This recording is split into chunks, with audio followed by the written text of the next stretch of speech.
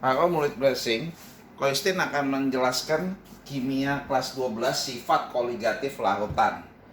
Jadi di sini sifat larutan yang kita pelajari hanya tekanan uap jenuh, titik didih, titik beku, ya. Nah, yang pertama yang kita belajar adalah tekanan uap larutan. Nah, di mana rumusnya tekanan uap larutan, P-zat tekanan adalah fraksi mol zat dikali, ya, P0 itu artinya tekanan uap zat murni. Jadi benar-benar murni, ya, namanya P.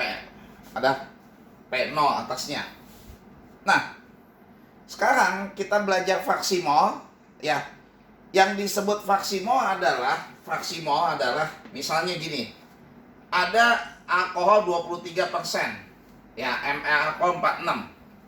Maka fraksi molnya adalah mol alkohol per mol alkohol plus mol air. Jadi kalau fraksi mol alkohol dibagi mol alkohol plus mol air. Jadi kita anggap aja ini seperti 23 gram, 23 ml alkohol 46 karena massa bagi ml, mol alkohol massa bagi ml plus massa air, mol air. Total semua mesti 100%, jadi 100 kurang 23, maka airnya 77. ml air 18, dapat 0,1. Nah, itu yang disebut fraksi mol alkohol, ya. Bagaimana kalau ditanya fraksi mol air? Rumusnya adalah 1, selalu harus 1 dikurang fraksi mol zatnya 0,1. Jadi ini fraksi mol pelarut, karena air itu pelarut. Jadi 1 dikurang fraksi mol terlarut, ya. Nah, tekanan uap tadi dia mempunyai rumus adalah yang tadi kita udah bahas. Nah, sekarang zat itu terbagi dua tekanannya. Ada satu zat yang mudah menguap, ada yang sukar menguap. Tapi yang biasa nanti kita bahas yang sukar menguap. Contoh zat yang mudah menguap adalah alkohol. Kita ada contoh soal di sini, ya. Fraksi mol alkohol dalam larutan alkohol 23%, dikasih tahu tekanan uap air pada 78 Celcius 350 Hg.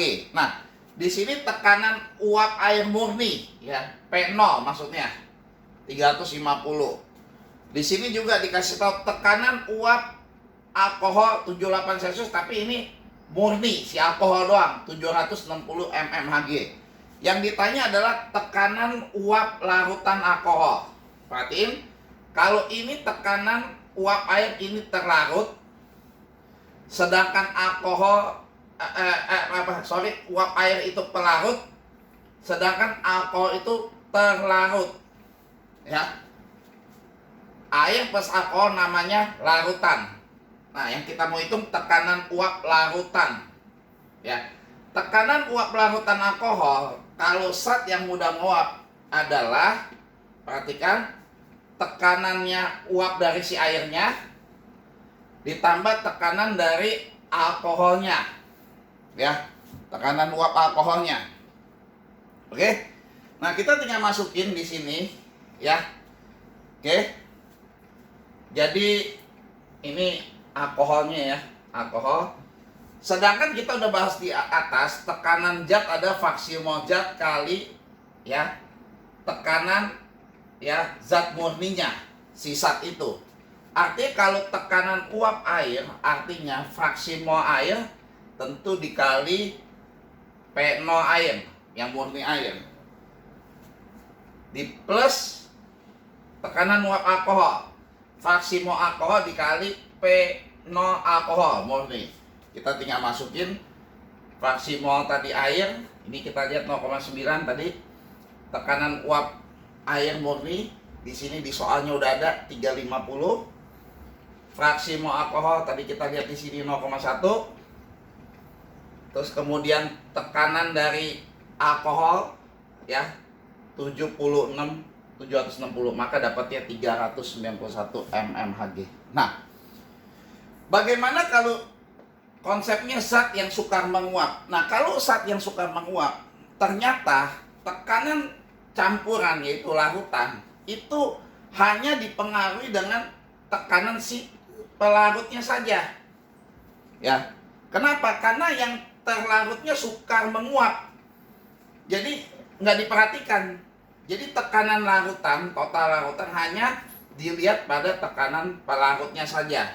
Di mana rumusnya adalah fraksi mol pelarut.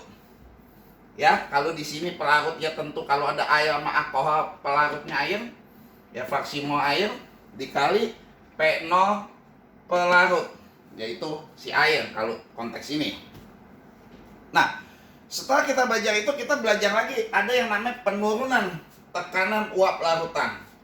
Tekanan uap larutan, lambangnya delta P larutan, ada dua rumus.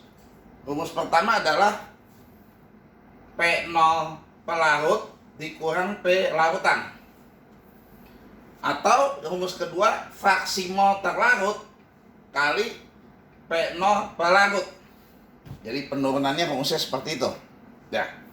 Oke. Jadi ini rumus dihafalin dua ini ya. Sekarang contoh soal tekanan uap air. Tentu air itu bicara pelarut pada suhu 100 derajat Celcius 760 mmHg. Ditanya penurunannya. Tekanan uap glukosa 18%. Di mana rumusnya penurunan nih ya. Penurunan ya dari larutan glukosa hanya dipengaruhi dengan apa? Tadi kita baca pelarutnya doang. Ya. Jadi di sini kita lihat, kita cari fraksi mol apa? Fraksi mol di sini apa? Terlarut. Kalau di sini kita cari ya. Kita lihat fraksi mol terlarut. Nih, tentu yang terlarut adalah si alkohol. Glukosa di sini. Jadi rumusnya adalah mol glukosa, jadi 18/180 mR-nya 18/180 plus ini tentu mol air. Sisanya 18 tambah 82 100. 82/18 dapat segini. Maka penurunannya rumusnya tinggal masukin ya. Fraksi mol yang terlarut yaitu 0,978 dikali rumusnya pelarutnya 760 ya, dapat 74366 mmHg. Nah, ini semua untuk zat yang non elektrolit ya. Alkohol, glukosa itu non elektrolit. Nanti kalau di dalam soal kalau zatnya elektrolit, contoh NaCl, kita harus ionisasi Na plus tambah Cl min. Koefisien Na1 1, maka I-nya 2. Kalau BaCl2 1, ini 2.